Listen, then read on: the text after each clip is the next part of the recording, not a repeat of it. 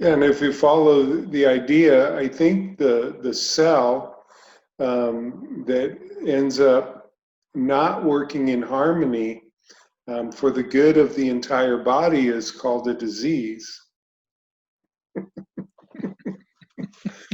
And the problem with a disease is it lacks the intelligence to know that if it wins, it will destroy itself.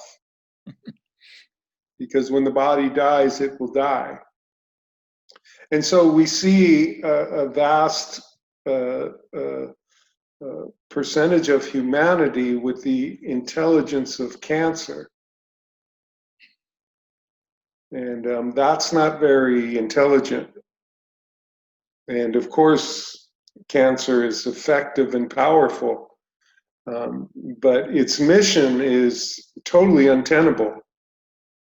And it can be seen by the overall body as the stupidest mission.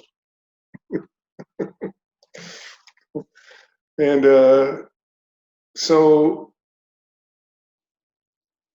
I just want to be a good cell.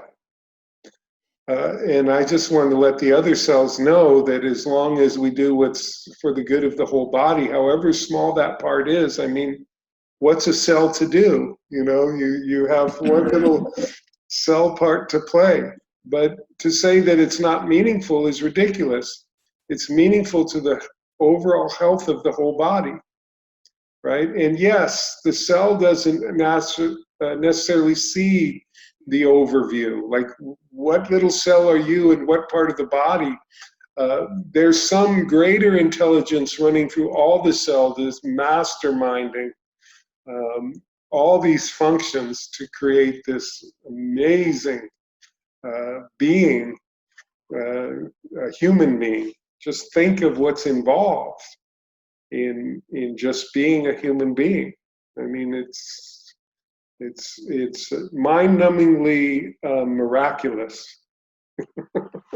And I'm not saying that from quotes woo-woo. I'm saying that strictly from a scientific awareness as to what's happening inside the body. Yes. I mean, unbelievable. Just, but we don't take time to really think about it, of course, because our mind is on the consciousness of whatever it is we think we want. But half of what people want, they don't really want. And awakening is actually becoming intelligent again and realizing that your best interests are served by serving everything that you're a part of, because you're connected to it. That's, you know, this whole thing about, you know, how we're treating the environment and the planet, and then people arguing against it. Um, you know, it's unbelievable because it's not a radical idea. We are interconnected. If we destroy it, we're destroying ourselves. There, you cannot separate it. You cannot be separated in that way. But the part that actually brings the information is the part that's plugged into the intelligence that's behind the whole, that runs as a current through all existence and all phenomenon. And it's awakening to that part that then allows you to, in wisdom, follow a directive that's for the good of the whole. It's a holistic way of thinking. It's a holistic way of being. So I'm not under the illusion that there's a gamut of equal opinions. Some of those opinions are as ludicrous as the position of cancer. And so I recognize it when people's heart has hardened to the point where they feel that they can take a position of not being connected. And therefore, every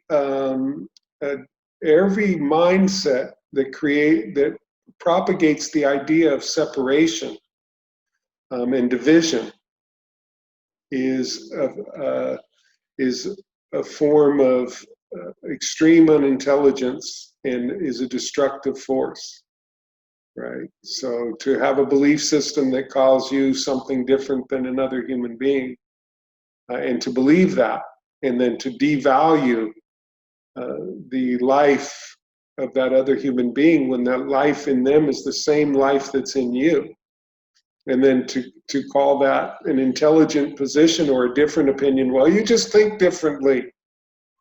No, you're still asleep, and we're waiting for you to wake up, because we're all part of each other. We come from the same stuff, through and through. We have the same origin.